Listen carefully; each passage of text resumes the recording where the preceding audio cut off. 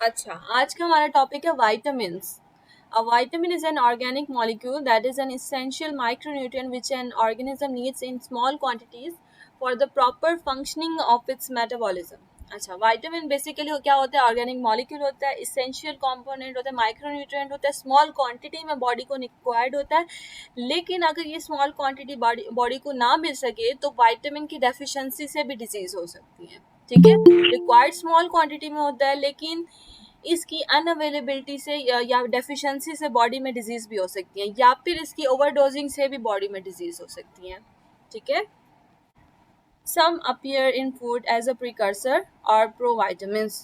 अच्छा, विटामिन या तो हम डायरेक्टली वही विटामिन इनटेक करते हैं जो हमें रिक्वायर्ड होती है, या फिर ऐसा हो सकता है कि हम विटामिन जब इनटेक करती हैं तो वो प्रीकर्सर की फॉर्म में होती है, प्रोवाइटामिन होती है, मतलब बॉडी में जाके फिर वो एक्चुअल विटामिन में कन्वर्ट होती है. ठीक है. फॉर एग्जाम्पल जैसे हम कैरेट इनटेक करते हैं, ठीक है, गाजर जब हम खाते हैं तो गाजर के अंदर होती हैं बीटा कैरोटीन्स. ठीक है, बीटा कैरोटीन जो होती है वो प्रीकर्सर है विटामिन ए का, मतलब जब बॉडी में जाता है तो बीटा कैरोटीन कन्वर्ट हो जाता है विटामिन ए में. ठीक है. तो ऐसे जितने भी विटामिन होते हैं उनको प्रीकर्सर या फिर प्रो विटामिन कहा जाता है. बेसिकली हमारे पास दो तरह के विटामिन होते हैं, फैट सॉल्युबल विटामिन और water soluble vitamin. Fat soluble vitamin they are found in the fats and oils of the food. ठीक है, फैट और ऑयल में प्रेजेंट होगा, absorb into the lymph and carried in the blood with protein transporters. अच्छा, ये जो fat soluble vitamin होती है ना, ये डायरेक्टली ब्लड में एब्जॉर्ब नहीं होती, ये पहले एब्जॉर्ब होती है लिम्फ में. ठीक है, लिम्फ फ्लूइड जो होता है उसमें एब्जॉर्ब होगी और फिर लिम्फ से ये ब्लड में जाती है with the help of protein transporter. ठीक है, कुछ प्रोटीन ट्रांसपोर्टर्स होते हैं जिनको काइलोमाइक्रोन्स कहा जाता है. ये काइलोमाइक्रोन क्या करते हैं, जो फैट सॉल्युबल विटामिन्स लिम्फ्स में प्रेजेंट होती है ना, ये उनको ट्रांसपोर्ट करवाते हैं इनटू द ब्लड. ठीक है, stored in liver and body fat can become toxic if large amount are consumed. Fat soluble है तो बॉडी के फैट में इजीली ये स्टोर हो सकती हैं. ठीक है, बॉडी में जहाँ जहाँ फैटी टिश्यूज होंगे वहाँ पे ये विटामिन स्टोर हो सकती हैं, लिवर में स्टोर होती हैं. इसके अलावा अगर इनकी बहुत ज़्यादा क्वांटिटी यूज़ की जाए तो ये टॉक्सिक भी हो सकते हैं, क्योंकि ये जब बॉडी में स्टोर रहेंगी काफ़ी टाइम तक तो और इनकी जो है ना एक्सक्रीशन नहीं होगी, तो इस वजह से भी बॉडी में जो है ना टॉक्सिसिटी प्रोड्यूस हो सकती है. वाटर सॉल्युबल विटामिन्स क्या होती हैं? These are found in vegetables, fruits, meat and grains. ठीक है, मोस्टली वेजिटेबल्स में वाटर सॉल्युबल विटामिन्स होती हैं, फ्रूट्स वगैरह में, जैसे for example vitamin C orange lemons वगैरह में होती है. विटामिन डिफरेंट तरह की होती हैं, absorb directly into the blood stream. और ये वाली जो विटामिन्स होती है ना, जब इनको हम इनटेक करते हैं, फॉर एग्जांपल हम ओरल रूट से जब हम माउथ के थ्रू इनटेक करते हैं कोई भी विटामिन्स, तो जो हमारी वाटर सॉल्युबल होंगी ना वो डायरेक्टली ब्लड के अंदर चली जाएंगी. ठीक है, ब्लड में ये डायरेक्टली एब्जॉर्ब होती है, ये लिम्फ में एब्जॉर्ब नहीं होती, जबकि फैट सॉल्युबल जो होती है वो लिम्फ में एब्जॉर्ब होती है पहले. इसके अलावा they are not stored in the body and toxicity is rare. Body के अंदर स्टोर नहीं होगी. क्यों स्टोर नहीं होगी? क्योंकि ये फैट सॉल्युबल नहीं है. ठीक है, हमारे ह्यूमन बॉडी के अंदर जितने भी सेल्स होते हैं, दे ऑल आर उनकी जो सेल मेम्ब्रेन होती है ना, they all are made up of lipid soluble. ठीक है, फॉस्फोलिपिड्स होते हैं सेल के मेम्ब्रेन में. अब फॉस्फोलिपिड्स जाहिर है फैट सॉल्युबल जितने भी कंपोनेंट होंगे वही सिर्फ सेल मेम्ब्रेन को क्रॉस कर सकेंगे और वही स्टोर भी हो सकेंगे. तो जो वाटर सॉल्युबल होती हैं विटामिन वो स्टोर नहीं होते बॉडी के उसमें फैट टिश्यूज में, और इस वजह से जब स्टोर नहीं होते एक्सक्रीट हो जाते हैं तो इसकी टॉक्सिसिटी भी कम होती है. Alcohol can increase elimination, smoking etcetera cause decrease absorption. अच्छा, ऐसा भी हो सकता है कि जो वाटर सॉल्युबल विटामिन है ना, उनकी एब्जॉर्प्शन जो है ना बॉडी के अंदर वो कुछ अल्कोहल और स्मोकिंग से अफेक्ट हो सकती है. किस तरह से? अगर ऐसा पर्सन है जो अल्कोहल यूज़ करता है, उस पर्सन के अंदर अगर ये विटामिन इनटेक की जाए तो वो क्या करे, वो उस पर्सन के अंदर क्या होगा कि उनकी एलिमिनेशन जल्दी हो जाएगी बॉडी में से. जैसे ही vitamin water soluble vitamin alcohol taking person लेगा, अल्कोहलिक पर्सन जब लेगा तो उसमें से वाटर सॉल्युबल जो है ना विटामिन जो जल्दी एलिमिनेट हो जाती है, इतनी ज़्यादा बॉडी में रिटेन नहीं होती. और ऐसे पर्सन जो स्मोकिंग करते हैं उनके अंदर क्या होगा कि एब्जॉर्प्शन जो होती है ना वो डिक्रीज हो जाती है। वाटर सॉल्युबल वाइटामिन जो होती है ना उनकी उनमें एब्जॉर्प्शन डिक्रीज करवा देते हैं। ठीक है, वाइटामिन को अगर हम डिटेल से पढ़ें तो कौन कौन से वाइटामिन है हमारे पास, 13 different vitamin, each with its own roles. Vitamin grouped into two major categories, दो मेजर कैटेगरीज हैं ऑफ कोर्स, एक वाटर सॉल्युबल है और एक फैट सॉल्युबल वाइटामिन है। फैट सॉल्युबल में हमारे पास चार वाइटामिन है, vitamin A, vitamin D, vitamin E and के।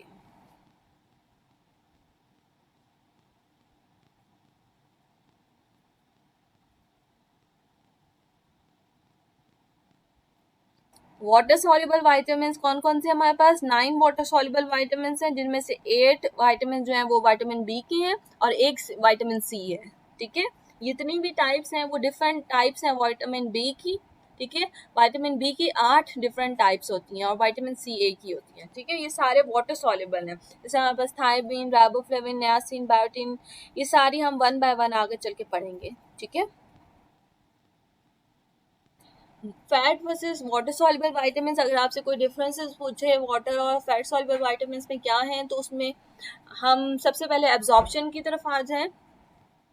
तो जो वाटर सॉल्युबल विटामिन होती है वो डायरेक्टली ब्लड में एब्जॉर्ब हो जाती हैं, जो मैंने आप लोगों को अभी बताया था। और फैट सॉल्युबल क्या होती हैं, ये ब्लड में एब्जॉर्ब नहीं होती डायरेक्टली, ये पहले लिम्फ में एब्जॉर्ब होंगी और लिम्फ से ये ब्लड में जाएंगी वाई सीएम, काइलोमाइक्रोन के थ्रू। CM is chylomicron. ठीक है, प्रोटीन ट्रांसपोर्टर होते हैं, ये क्या करते हैं, जो वाटर फैट सॉल्युबल विटामिन है ना, ये उनको ट्रांसपोर्ट करवाते हैं from lymph to blood.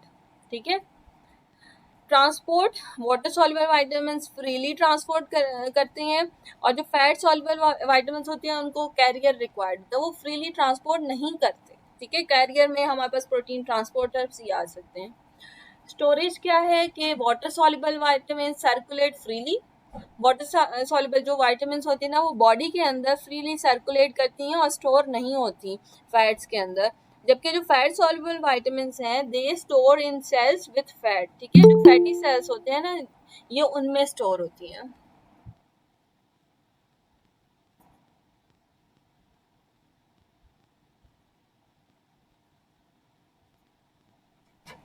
Excretion की बात की जाए तो वाटर सॉल्युबल विटामिन,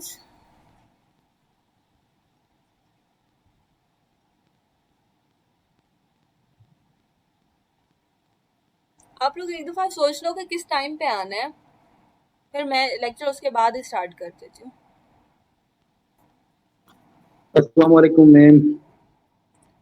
वालेकुम अस्सलाम, अपने माइक्स ऑफ करो, लेक्चर चल रहे हैं, रिकॉर्डिंग भी हो रही है। अच्छा, एक्सक्रीशन की बात की जाए तो वाटर सॉल्युबल विटामिन जो होते हैं ना वो बॉडी में से एक्सक्रीट होती हैं थ्रू यूरिन। ठीक है, और जो फैट सॉल्युबल विटामिन होते हैं ना वो स्टोर्ड हो जाती हैं फैट के साथ और they excrete with through faeces. ठीक है, फीसिस के थ्रू ये एक्सक्रीट होती है, लेकिन जनरली ये बॉडी में स्टोर हो जाती हैं। जबकि ये जो वाटर सॉल्युबल है वो इजीली एक्सक्रीट आउट हो जाती हैं through urine from the body. Toxicity, water soluble vitamin की लेस लाइकली है, मतलब इनमें बहुत कम टॉक्सिसिटी के चांसेस होते हैं। क्यों कम होते हैं, क्योंकि ये स्टोर ही नहीं होती। ठीक है, दूसरी बात ये कि फैट सॉल्युबल विटामिन में क्या होता है कि फैट सॉल्युबल विटामिन बॉडी में स्टोर हो जाती हैं, इस वजह से इसमें टॉक्सिसिटी के चांसेस भी ज़्यादा होते हैं। इसके बाद रिक्वायरमेंट्स की बात की जाए तो वाटर सॉल्युबल विटामिन जो होते हैं ना वो एवरी 2 to 3 डेज के बाद रिक्वायर्ड होते हैं। जबकि जो फैट सॉल्युबल विटामिन है ना वो एवरी वीक के हिसाब से रिक्वायर्ड होते हैं। क्यों इनकी रिक्वायरमेंट हर वीक के हिसाब से, क्योंकि ऑलरेडी ये बॉडी में स्टोर हो जाते हैं, जबकि वाटर सॉल्युबल विटामिन स्टोर नहीं होते। फूड सोर्सेज की बात की जाए तो रेटिनोल जैसे है, retinol is obtain from fortified milk, cheese, cream, butter, fortified margarine और एग से ऑब्टेन होता है।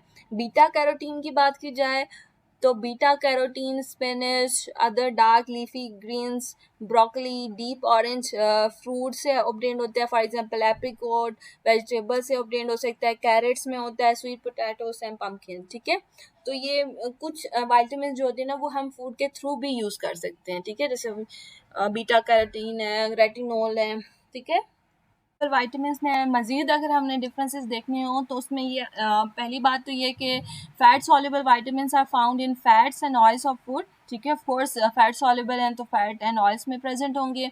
Water soluble they are found in watery part of the food, ठीक है। जैसे फॉर एग्जांपल हमारे पास फ्रूट्स में मोस्टली वाटर सॉल्युबल फ्रूट के जो लिक्विड पोर्शन होते हैं, मतलब वाटरी फ्रूट्स जो होते हैं, सिट्रस फ्रूट्स में मोस्टली विटामिन सी होता है। इसके अलावा after absorb into lymph then blood, fat soluble vitamin जो है ना लिम्फ में एब्जॉर्ब होंगी, उसके बाद ब्लड में आते हैं through chylomicron. Water soluble vitamin जो होती है ना they absorb directly into the blood, ठीक है। Fat soluble vitamin protein carrier for transport, इनको प्रोटीन कैरियर चाहिए होती है for their transportation. Water soluble vitamin को कोई ट्रांसपोर्ट के लिए कैरियर नहीं चाहिए होता, ये फ्रीली ब्लड के अंदर मूव करती हैं। फैट सॉल्युबल जो है फैटी टिश्यू और लिवर में स्टोर होती हैं, वाटर सॉल्युबल स्टोर नहीं होती बॉडी के अंदर। Fat soluble doesn't need as regularly fat soluble vitamin नहीं रिक्वायर्ड होती। क्यों रिक्वायर्ड नहीं होती? क्योंकि ये ऑलरेडी बॉडी में स्टोर हो जाती हैं। जबकि water soluble vitamin needed more regularly every 1 to 3 days, ठीक है, because not store, they are not store in body. जब स्टोर नहीं हो रही तो हर 1 से 3 दिन के बाद इनकी रिक्वायरमेंट होती है बॉडी में, ठीक है। Deficiency slow doesn't need regularly, needed weekly, monthly because stored, हाँ ठीक है। deficiency is slow to develop because stored। deficiency का मतलब क्या होता है? किसी भी चीज़ की कमी को हम deficiency कहते हैं, ठीक है। deficiency यहाँ पे विटामिन की deficiency की बात हो रही है। बॉडी में अगर विटामिन की deficiency हो जाए तो विटामिन deficiency कहेंगे सिंपली। अब उस deficiency से हमारे पास different diseases हो सकती हैं, ठीक है। जैसे आप लोगों ने शायद पढ़ा हो कि विटामिन सी की कमी से स्कर्वी हो जाती है, ठीक है। तो deficiency slow to develop because store, जो फैट सॉल्युबल विटामिन है ना इनकी डेफिशिएंसी इजीली नहीं होती, मतलब काफ़ी टाइम के बाद डेवलप हो जाती है, इतना स्लो डेवलपमेंट होती है। क्यों? क्योंकि ये बॉडी में स्टोर होती हैं, तो जब स्टोर होंगी तो डेफिशिएंसी ऑफ कोर्स कैसे होगी। जबकि जो वाटर सॉल्युबल विटामिन, मैंने आप लोगों को बताया कि इनकी एक्सक्रीशन फास्ट होती है। जब उनकी एक्सक्रीशन फास्ट होती है, बॉडी में स्टोर भी नहीं हो रही, तो deficiencies fast to develop because not store, ये जल्दी, इनकी डेफिशिएंसी बहुत जल्दी हो जाती है। टॉक्सिसिटी की बात की जाए तो फैट सॉल्युबल जो होती हैं toxicities are more likely because stored mostly from supplements. इनकी टॉक्सिसिटी बहुत ज़्यादा हो सकती है क्योंकि जब हम विटामिन सप्लीमेंट्स लेते हैं, फैट सॉल्युबल विटामिन के अगर हम सप्लीमेंट लेंगे तो बॉडी में जाकर स्टोर हो जाएगा, और स्टोर होने के बाद अगर हम फर्दर इसके डोजेस लेते रहें तो वो टॉक्सिसिटी भी कॉज कर सकता है। वाटर सॉल्युबल में toxicity less likely to occur होती हैं। लार्ज अमाउंट कैन ओवरवेल्म, अगर बहुत ज़्यादा अमाउंट हम ले लें विटामिन का, वाटर सॉल्युबल का, तो उसकी वजह से टॉक्सिसिटी हो सकती है, लेकिन इतनी ज़्यादा चांसेस नहीं होते टॉक्सिसिटी के, क्योंकि ये यूरिन के थ्रू एक्सक्रीट आउट इजीली हो जाती हैं बॉडी में से। फैट सॉल्युबल विटामिन के प्रिकर्सर्स होते हैं, वाटर सॉल्युबल विटामिन के यूजुअली प्रिकर्सर्स नहीं होते, ठीक है। जैसे फैट सॉल्युबल में मैंने विटामिन ए मैंने आप लोगों को बताया, उसके होते हैं, विटामिन डी के प्रिकर्सर्स होते हैं। फैट सॉल्युबल विटामिन में फीकल एक्सक्रीशन होती है, वाटर सॉल्युबल विटामिन में यूरिन एक्सक्रीशन होती है, ठीक है। तो ये मेन डिफरेंसेस हैं दोनों के। एक और डिफरेंस भी आप एड अप कर सकते हो, आप उनके एग्जांपल्स दे सकते हो कि फैट सॉल्युबल विटामिन में कौन कौन सी हैं। विटामिन ए है, विटामिन डी है, विटामिन ई और विटामिन के, 4 विटामिन हैं जो फैट सॉल्युबल हैं, ठीक है। और रिमेनिंग जो है हमारे पास 9 विटामिन हैं जो वाटर सॉल्युबल हैं, जिन 9 में से एक विटामिन सी है और बाकी 8 विटामिन बी की टाइप्स हैं, ठीक है। विटामिन ए, अब वन बाय वन हम सारी विटामिन को देखेंगे। विटामिन ए से हम स्टार्ट करें। इसके डिफरेंट नेम्स हो सकते हैं, retinol, retina, retinoic acid. Precursors are carotenoid such as beta carotene, ठीक है, इसका प्रिकर्सर बीटा कैरोटीन होता है, कैरोटिनॉइड्स होते हैं। ये रेटिनोल अगर अल्कोहलिक फॉर्म में प्रेजेंट है बॉडी में तो रेटिनोल होगा, एल्डिहाइड फॉर्म में तो रेटिनॉल, एसिडिक फॉर्म में तो रेटिनोइक एसिड की फॉर्म में होगा। फंक्शन क्या है विटामिन ए के? It is use for vision, ये बहुत ही इंपॉर्टेंट और बहुत ही कॉमन इसका फंक्शन है। अक्सर ही आप लोगों ने घरों में सुना होगा कि गाजर खाया करें, इससे आपकी आईसाइट सही होगी, ठीक है। तो वो क्यों इस तरह कहा जाता है? क्योंकि गाजर में विटामिन ए होता है और विटामिन ए का फंक्शन ये होता है कि वो विजन को जो है ना इन्हांस करता है।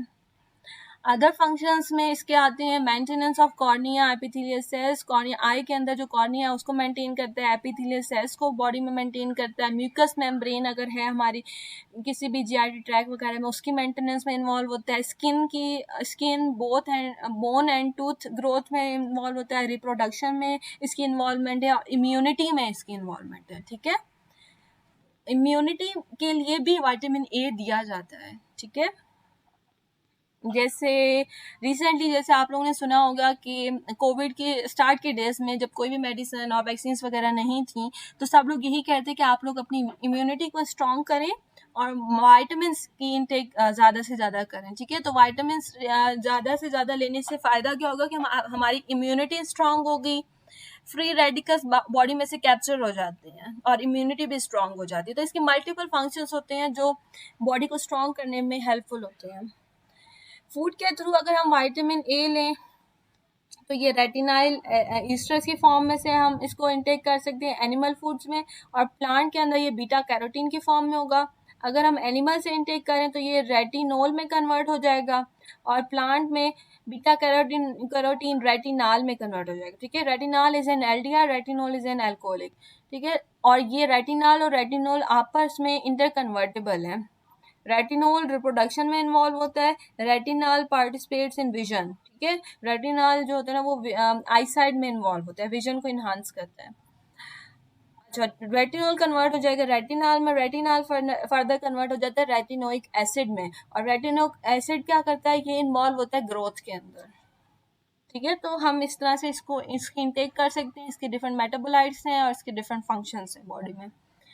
विटामिन ए विजन में किस तरह से इन्वॉल्व है? As light enters the eye, pigments with in the cells of the retina absorb the light. हमारी आई के अंदर जो पिगमेंट्स होते हैं ना विद इन रेटिना के अंदर, वो लाइट को एब्जॉर्ब करती हैं। ठीक है, यहाँ से लाइट एनर्जी आएगी, यहाँ पे रेटिना सेल्स हैं जिसमें कोन्स एंड रॉड्स हैं, ये जो है ना ये क्या करेंगे, लाइट को एब्जॉर्ब कर लेंगे।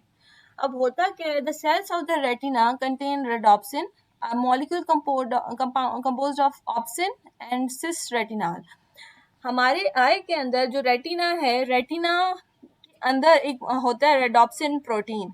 ये रेडोप्सिन जो होता है ना वो बना हुआ होता है ऑप्सिन से, ऑप्सिन और सिस रेटिनाल। ऑप्सिन एक प्रोटीन है और सिस रेटिनाल विटामिन ए को कहा जा रहा है। ये जब रेटिनाल है ऑफ कोर्स और ये सिस फॉर्म में। ठीक है, सिस रेटिनाल और ऑप्सिन के कंपोजिशन से हमारे पास बनेगा रेडोप्सिन, और ये रेडोप्सिन प्रेजेंट है हमारे रेटिना के अंदर। रेटिना ये जो रेडोप्सिन है ना ये क्या करता है, ये बेसिकली लाइट को एब्जॉर्ब करता है। एब्जॉर्ब करने के बाद retinal changes from cis to trans, जब ये लाइट को एब्जॉर्ब करेगा तो जो रेटिनल था ना ये सिस से ट्रांसफॉर्म में कन्वर्ट हो जाएगा। ठीक है, यहाँ पे सिर्फ स्ट्रक्चरल वेरिएशन है कि सिस में वो नीचे की तरफ है, ट्रांस में ऊपर की तरफ चला जाता है, डबल बॉन्ड वेरिएशन आ जाती है, उसके प्लेन में वेरिएशन आ जाती है 3D प्लेन में, विच triggers a nerve impulse that carries visual information to the brain। जब सिस रेटिनाल ट्रांस रेटिनाल में कन्वर्ट हो जाएगा तो इससे क्या होगा कि नर्व इम्पल्स जो होगी ना वो ट्रिगर होगी और वो विजुअल इंफॉर्मेशन जो है ना वो ब्रेन की तरफ लेके जाएगी। मतलब आंख जो है ना उसने क्या उस वक्त देखा है वो इंफॉर्मेशन वो ब्रेन की तरफ लेके जाएगी। ठीक है, तो इस तरह से हमारी विजन जो है ना उसमें विटामिन ए इन्वॉल्व है। ठीक है, विटामिन ए किस तरह इन्वॉल्व है कि आंख के अंदर जो रेटिना है उसमें सिस रेटिनाल है, सिस रेटिनाल ट्रांस रेटिनाल में कन्वर्ट होता है तो विजन स्ट्रॉन्ग, मतलब विजन का मैसेज जाता है ब्रेन की तरफ। तो अगर बॉडी में विटामिन ए जो होगा ना उसकी कमी होगी तो विजन भी जो है ना आपकी इम्प्रॉपर हो सकती है। तो इस वजह से विटामिन ए का इंटेक इंक्रीज करना चाहिए to improve the vision. Roles in the body, vitamin A in protein synthesis and cell differentiation. Vision के अलावा बॉडी में इसके दूसरे रोल्स ये हैं कि प्रोटीन के सिंथेसिस में इन्वॉल्व होता है, सेल की डिफरेंशिएशन में इन्वॉल्व होता है। सेल डिफरेंशिएशन का मतलब ये होता है कि जब माइटोसिस मियोसिस वगैरह होती है तो सेल को फर्दर किस ऑर्गन में कन्वर्ट होना है, किस टिश्यू में कन्वर्ट होना है, किस ऑर्गन में कन्वर्ट होना है, वो इसकी डिफरेंशिएशन होती है। कौन सा सेल ब्रेन सेल बनाएगा, कौन सा सेल डाइजेस्टिव सिस्टम की तरफ जाएगा, वो सारी जो होती है ना उसको हम कहते हैं सेल डिफरेंशिएशन, ये उसमें भी इन्वॉल्व है। Vitamin A maintains healthy cells in the mucous membrane। Without vitamin A, the normal structure and the function of the cells in the mucous membrane are impaired। Body के अंदर जो GIT track है, gastro intestinal tract, इसके अंदर हमारे पास जो होते हैं ना इस तरह डिफरेंट एपिथेलियल के साथ म्यूकस लाइनिंग होती है, म्यूकस मेम्ब्रेन होती है। ठीक है, इस म्यूकस मेम्ब्रेन म्यूकस होती है और ग्लोबुलेट सेल्स होते हैं। ये म्यूकस और ग्लोबुलेट सेल्स जो होते हैं ना वो हेल्दी फॉर्म में इस तरह होते हैं। लेकिन अगर बॉडी के अंदर विटामिन ए की कमी हो जाए तो ये इम्पेयर्ड हो जाती हैं। ठीक है, नॉर्मल कंडीशन से ये एबनॉर्मल की तरफ चले जाते हैं। और जो ग्लोबुलेट सेल्स हैं वो आप देख सकते हैं कि नॉर्मल कंडीशन में वो किस तरह है, और अगर विटामिन ए की कमी हो जाए तो वो इस तरह से हो सकते हैं। ठीक है, तो विटामिन ए, वैसे जितने भी विटामिन हैं they all are micro nutrients, लेकिन उनकी स्मॉल क्वांटिटी जो वो बॉडी में रिक्वायर्ड है वो अगर फुलफिल ना हो तो उनकी डेफिशिएंसी से डिफरेंट डिजीजेस हो सकती हैं और एबनॉर्मलिटीज हो सकती हैं। डेफिशिएंसी डिजीज, विटामिन ए की डेफिशिएंसी से क्या हो सकता है? हाइपोविटामिनोसिस हो सकता है, हाइपोविटामिनोसिस ए। ठीक है, हाइपो मीन्स उसकी कमी हो जाती है। डेफिशिएंसी सिम्टम्स क्या होंगे? विटामिन ए की बॉडी में डेफिशिएंसी हो जाएगी तो नाइट ब्लाइंडनेस हो सकती है। ठीक है, आपको मतलब ऐसे पेशेंट जिनमें विटामिन ए की कमी हो गई है उनमें रात को उनको नजर नहीं आएगा, दिन को उनको नजर आ सकता है। नाइट ब्लाइंडनेस हो सकती है, कॉर्नियल ड्राइंग हो सकती है, हमारे आई के अंदर जो कॉर्निया होते हैं ना वो ड्राई होना स्टार्ट हो जाते हैं। इस कंडीशन को कहते हैं जीरोसिस। ठीक है, कॉर्नियल ड्राइंग होगी, जीरोसिस जिसको कहेंगे। इसके अलावा triangular grey spots on the eye, आंख के ऊपर जो है ना डिफरेंट ट्रायंगुलर ग्रे कलर के स्पॉट्स बनना शुरू हो जाएंगे जिसको हम कहते हैं बिटॉट स्पॉट्स। ठीक है, softening of the cornea, eye के जो कॉर्निया है वो सॉफ्ट होना स्टार्ट हो जाएगी और इस कंडीशन को कहते हैं केराटोमलेशिया। ठीक है, केराटोमलेशिया अगर मैं आप लोगों से पूछूं तो आप लोगों ने बताना है कि इसमें क्या होता है कि कॉर्नियल सॉफ्टनिंग हो जाती है और ये विटामिन ए की डेफिशिएंसी की वजह से होती है। And corneal degeneration, cornea degenerate होना शुरू हो जाएगा और अल्टीमेटली ब्लाइंडनेस भी हो सकती है। ठीक है, जीरोफ्थेल्मिया इसको कहेंगे। इम्पेयर्ड इम्यूनिटी, विटामिन ए की डेफिशिएंसी से इम्यूनिटी भी आपकी कम हो सकती है, इन्फेक्शन के चांसेस बढ़ जाएंगे अगर इम्यूनिटी कम हो जाएगी। Plugging of hair follicles with keratin forming white lumps, आपके हेयर फॉलिकल्स जो है वो प्लग होना स्टार्ट हो जाएंगे और वाइट लम्प्स बनना शुरू हो जाएंगे और इस कंडीशन को कहते हैं हाइपर केराटोसिस। ठीक है, कैराटीन का लेवल जो है ना बढ़ना शुरू हो जाता है। Factors affecting vitamin A status in the body. Major cause for vitamin A deficiency is the decrease intake. ठीक है, विटामिन ए का जो मेजर रीजन है क्यों कम यूज की आ रही है डेफिशिएंसी वो यही है कि उसका इनटेक अगर कम किया जाएगा तो उसकी डेफिशिएंसी, ऐसे फूड या फिर मल्टी वाइटामिन अगर आप इनटेक नहीं कर रहे, फूड सही तरह से प्रॉपर नहीं ले रहे, गाजर वगैरह नहीं खा रहे, वेजिटेबल्स नहीं खा रहे, फ्रूट्स नहीं खा रहे, विटामिन ए की कमी हो सकती है बॉडी में। ठीक है, इसीलिए पेरेंट्स जोर देते हैं बच्चों पे कि आप लोग विटामिन, ये फ्रूट्स वेजिटेबल वगैरह सब चीजें खाया करें। Obstructive jaundice causing defective absorption of vitamin A, obstructive jaundice हो सकता है, क्यों हो सकता है कि विटामिन ए की जो है ना एब्जॉर्प्शन अगर सही तरह से प्रॉपर नहीं होगी तो जॉन्डिस हो सकता है। Diarrhoea, worms and other intestinal disorder impairs vitamin A absorption. अगर बॉडी के अंदर, अच्छा अभी ये जितनी भी आप लोगों को मैं चीजें बता रही हूँ ना ये मैं कह रही हूँ कि ये कौन कौन सी कॉजेज हैं जिसकी वजह से विटामिन ए की डेफिशिएंसी हो रही है। अगर बॉडी में जॉन्डिस है, ऑब्स्ट्रक्टिव जॉन्डिस है, तो इस वजह से भी विटामिन ए की एब्जॉर्प्शन कम हो जाएगी, विटामिन ए की एब्जॉर्प्शन कम हो जाएगी तो ऑफ कोर्स इसकी डेफिशिएंसी हो सकती है। अगर पेशेंट के अंदर डायरिया है, वॉर्म्स अगर है उसके जीआईटी ट्रैक्ट में, इसके अलावा कोई और इंटेस्टाइनल डिसऑर्डर है, इस वजह से भी विटामिन ए की एब्जॉर्प्शन प्रॉपर नहीं होगी, इससे विटामिन ए की डेफिशिएंसी हो सकती है। रेस्पिरेटरी ट्रैक इन्फेक्शन है, अगर कोई लंग्स का कोई इशू है, मीजल्स है, फेब्राइल इलनेस है, इससे क्या होगा कि मेटाबॉलिक डिमांड बढ़ जाएगी विटामिन ए की और उस डिमांड को विटामिन ए पूरा नहीं कर सकेगा तो डेफिशिएंसी हो जाएगी। Liver cirrhosis, also severe malnutrition leads to reduced synthesis of RBP। ठीक है, इसमें ये होता है कि रेटिनोल बाइंडिंग प्रोटीन जो है ना उसकी सिंथेसिस प्रॉपर नहीं होगी माइल न्यूट्रिशन की वजह से या लिवर सिरोसिस से, तो जब ये प्रॉपर नहीं होगी तो इस वजह से फिर उसकी विटामिन ए की एफिशिएंसी हो सकती है। क्रॉनिक नेफ्रोसिस, ठीक है, nephrons are present in the kidney, तो क्रॉनिक अगर नेफ्रॉन्स की कोई इन्फ्लेमेशन हो गई है, इन्फेक्शन हो गया है या उसमें कोई और प्रॉब्लम है तो उसमें क्या होगा कि increase the excretion of retinol binding protein. Retinol binding protein की जो है ना बॉडी में से एक्सक्रीशन जो है ना बढ़ जाती है यूरिन के थ्रू। जब रेटिनोल बाइंडिंग प्रोटीन बॉडी में प्रेजेंट नहीं होगा तो विटामिन ए की डेफिशिएंसी हो जाएगी। विटामिन डी, नेक्स्ट विटामिन है हमारे पास विटामिन डी। इसके डिफरेंट नेम्स हैं, calciferol, 125 dihydroxy vitamin, calcitriol. Animal version is vitamin D3। ठीक है, एनिमल्स के अंदर विटामिन D3 प्रेजेंट होता है इसको हम कहते हैं कोल कैल्सिफ्रोल। प्लांट्स के अंदर विटामिन D2 प्रेजेंट होता है जिसको हम कहते हैं एर्गो कैल्सिफ्रोल। ठीक है, body cholesterol is a precursor. हमारी बॉडी के अंदर जो कोलेस्ट्रॉल होता है ना, बेसिकली वो प्रीकर्सर होता है विटामिन डी का। और ये विटामिन D2 का जो है ना केमिकल स्ट्रक्चर है, मेन इसका स्ट्रक्चर है। फंक्शंस क्या है? Mineralization of bones, raises blood calcium and phosphorus by increasing absorption from digestive tract, withdrawing calcium from bones, stimulating retention by kidney। ठीक है, इसके फंक्शन मेनली बोन्स से रिलेटेड है। बोन्स की मिनरलाइजेशन करवाता है, ब्लड कैल्शियम लेवल के race increase करवाता है, और फॉस्फोरस की जो है ना कैल्शियम इसके भी ब्लड के लेवल को इंक्रीज करता है, कैल्शियम और फॉस्फोरस दोनों के। By increase absorption from digestive tract, इन दोनों की एब्जॉर्प्शन इंक्रीज करवा देता है through digestive tract. Withdrawing calcium from bones, stimulating retention by kidney. ठीक है, कैल्शियम की विड्रॉ को बोन से विड्रॉइंग करवा देता है, स्टिमुलेट करवाता है रिटेंशन बाय किडनी, किडनी के अंदर रिटेंशन करवा देता है vitamin D. Vitamin D by itself is metabolically inactive, ये मेटाबॉलिकली इनएक्टिव होता है itself. It undergoes endogenous transformation into several active metabolites, first in liver and later in the kidney. These metabolites are bound to specific transport protein and are carried to the target tissue, bones and tissue.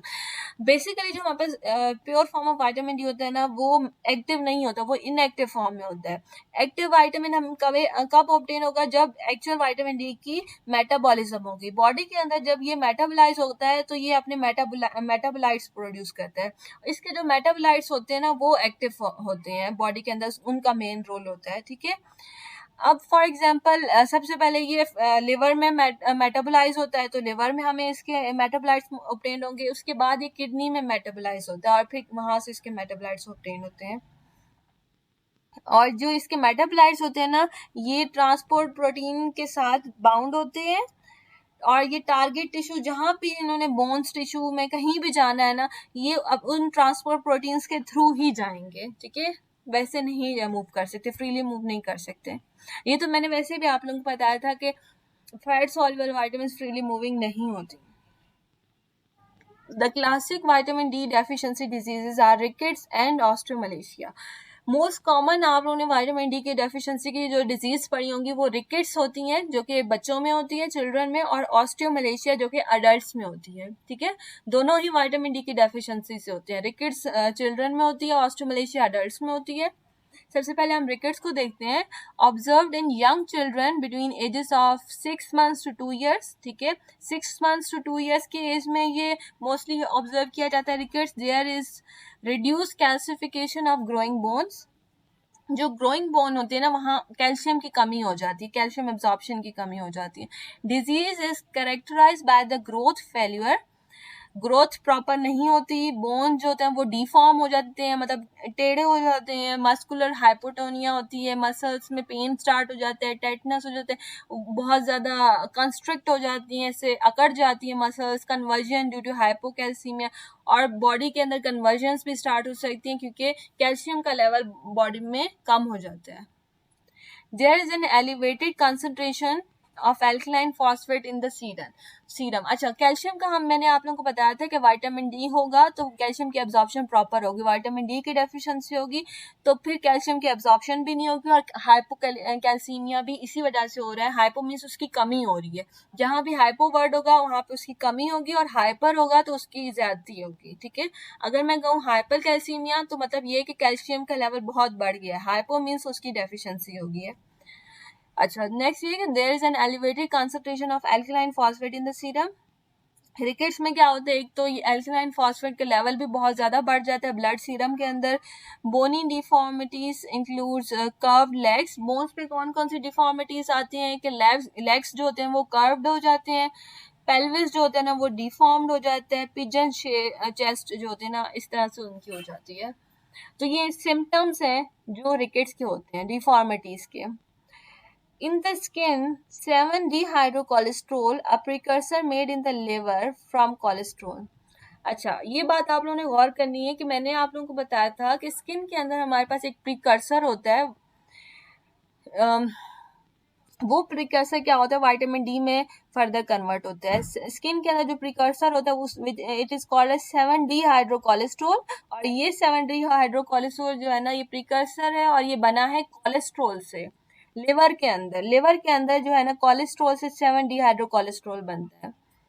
अब ये 7-dehydrocholesterol ultraviolet light from the sun, जब UV raise जो है ना वो skin के ऊपर पड़ेंगी तो स्किन में जो 7-dehydrocholesterol है ना वो कन्वर्ट हो जाएगा प्री विटामिन D3 में। ठीक है, प्री विटामिन D3 जो है ना वो फर्दर कन्वर्ट हो जाती है विटामिन D3 में with the help of food से भी जो है ना उसकी इनटेक हो सकती है, और ये खुद फर्दर जो है ना प्री विटामिन और विटामिन D3 में कन्वर्ट हो जाएगी।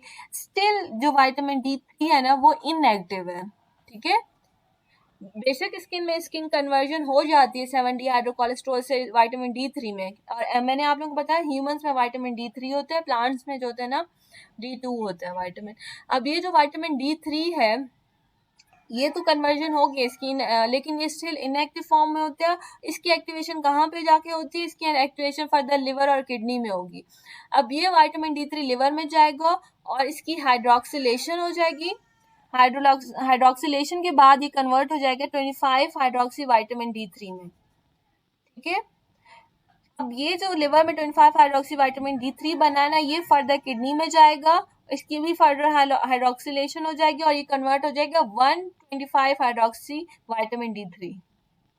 ठीक है, इसका मतलब ये कि विटामिन D3 में 25 नंबर कार्बन पे हाइड्रोक्सिलेशन हुई थी ना, हाइड्रोक्सिल ग्रुप यहाँ पे प्रेजेंट होगा। जब किडनी में जाता है तो कार्बन नंबर 1 और कार्बन नंबर 25 दोनों पोजीशन पे हाइड्रोक्सिल ग्रुप प्रेजेंट होता है। ठीक है, तो ये जो फाइनल 125 हाइड्रोक्सी विटामिन D3 है ना ये इसकी एक्टिव फॉर्म है। ऑस्टियोमलेशिया इन किड्स, विटामिन डी की डेफिशिएंसी अगर ऑस्टियोमलेशिया इन अडल्ट्स, अगर विटामिन D3 की डेफिशिएंसी अडल्ट्स में होगी तो उसको हम ऑस्टियोमलेशिया कहेंगे। डेफिशिएंसी सिम्टम्स क्या है, loss of calcium resulting in soft flexible brittle and deformed bones. जो बोन्स होती हैं उनके अंदर ऑफ कोर्स कैल्शियम का लॉस हो जाता है, जिस वजह से क्या हो जाता है वो सॉफ्ट हो जाती हैं, बहुत फ्लेक्सिबल सी हो जाती हैं, डिफॉर्म्ड हो जाती हैं, ब्रिटलनेस उनमें आ जाती है, प्रोग्रेसिव वीकनेस स्टार्ट हो जाती है पर्सन के अंदर, pain in pelvis, lower back and legs वगैरह में पेन स्टार्ट हो जाते हैं। टॉक्सिसिटी डिजीज क्या होगी, अगर विटामिन डी की टॉक्सिसिटी हो जाए बॉडी में बहुत ज़्यादा अमाउंट में आ जाए तो उसको हम कहेंगे हाइपर विटामिनोसिस। ठीक है, अभी जो मैंने पीछे आप लोगों को रिकेट्स पढ़ाया था वो और ऑस्ट्रोमलेशिया ये दोनों किसके डेफिशिएंसी के डिजीजेस हैं। हाइपोवाइटामिनोसिस होगा तो ऑस्ट्रोमलेशिया और रिकेट्स होगा। अगर हाइपर वाइटामिनोसिस हो गया है तो हाइपर वाइटामिनोसिस क्या होता है, increase vitamin D level in the body. Toxicity symptoms क्या होंगे हाइपर वाइटामिनोसिस के एलिवेटेड ब्लड कैल्शियम हो जाएगा, क्योंकि ऑफ कोर्स विटामिन डी क्या करवा रहा है, ब्लड कैल्शियम की जो है ना एब्जॉर्प्शन ब्लड में इंक्रीज करवाता है। बहुत ज़्यादा विटामिन होगा तो ब्लड कैल्शियम की एब्जॉर्प्शन भी बहुत ज़्यादा हो जाएगी। कैल्सिफिकेशन ऑफ सॉफ्ट टिश्यूज, तो हमें जहाँ पे कैल्सिफिकेशन सिंपली बोन्स वगैरह की चाहिए होगी, यहाँ पे कैल्शियम इतना ज़्यादा है कि वो सॉफ्ट टिश्यूज़ को भी कैल्सिफिकेशन उनकी करवा देगा। ब्लड वेसल्स की कैल्सिफिकेशन हो जाएगी, kidney, heart, lungs, tissue around joint सबकी कैल्सिफिकेशन करवा देगा। इसके अलावा फ्रीक्वेंट यूरिनेशन हो जाती है पेशेंट के अंदर। ड्रग्स के साथ विटामिन डी के क्या इंटरेक्शंस हैं, अगर विटामिन डी और स्टीरॉयड को एक साथ इनटेक किया जाए, स्टीरॉइड्स में empire vitamin D metabolism. Steroids क्या करते हैं, विटामिन डी की मेटाबॉलिज्म के साथ जो है ना इंटरेक्ट कर देते हैं और further contributing to the loss of bone and development of osteoporosis associated with long term use of steroidal medication. अच्छा, वाइटामिन स्टीरॉइड्स अगर अब पेशेंट कोई लेता है ना, तो स्टीरॉइड्स क्या करते हैं, वो विटामिन डी के मेटाबॉलिज्म को जो है ना इम्पेयर करवा देते हैं, ख़राब कर देते हैं। उससे क्या होगा कि बोन्स के अंदर जो है ना प्रॉपर जो है ना डेवलपमेंट नहीं हो सकेगी, प्रॉपर बोन्स की डेवलपमेंट नहीं होगी, तो लॉस ऑफ बोन हो जाएगा, बोन्स के अंदर जो है ना सॉफ्टनिंग ऑफ बोन्स हो जाएगी, ऑस्टियोपोरोसिस हो जाएगी, और लॉन्ग टर्म जो है ना पेशेंट के अंदर बोन्स की डिजीज हो सकती है स्टेरॉयडल मेडिकेशंस के साथ। विटामिन डी एंड कैफीन, अगर कैफीन इनटेक पेशेंट कर रहा है बहुत ज़्यादा, ठीक है, कैफीन कहाँ से, कॉफ़ी में से ऑब्टेन होगी, और कैफीन अगर बहुत ज़्यादा कोई भी पेशेंट यूज़ कर रहा है, तो हाई कैफीन इनटेक में एक्सेलरेट बोन लॉस। अगर आप में से कोई भी मतलब बहुत ज़्यादा जो है ना कॉफ़ी पीता होगा, तो हाई कैफीन से क्या होगा कि बोन लॉस स्टार्ट होना शुरू हो जाती है। आपकी जो बोन्स है ना, उनके अंदर क्या होगा कि कैफीन में inhibit vitamin D receptors, vitamin D के जो रिसेप्टर्स हैं वो इनिबिट हो जाएंगे, दस limiting absorption of vitamin and decreasing bone mineral density, जो बोन्स की डेंसिटी है मिनरल्स की वो डिक्रीज हो जाएगा, बोन्स रिलेटेड इश्यूज स्टार्ट हो सकती हैं, बोन्स लॉस हो सकता है। क्यों ऐसा होगा? क्योंकि कैफीन जो है ना विटामिन डी के रिसेप्टर्स को ब्लॉक कर देगा, ठीक है, विटामिन डी के रिसेप्टर्स ब्लॉक हो जाएंगे, तो विटामिन डी जो है ना बोन्स में अपना एक्शन परफॉर्म नहीं कर सकेगा। नहीं, आज तक के लिए इतना ही है, फिर मैं बाकी विटामिन नेक्स्ट लेक्चर में पढ़ाऊंगी।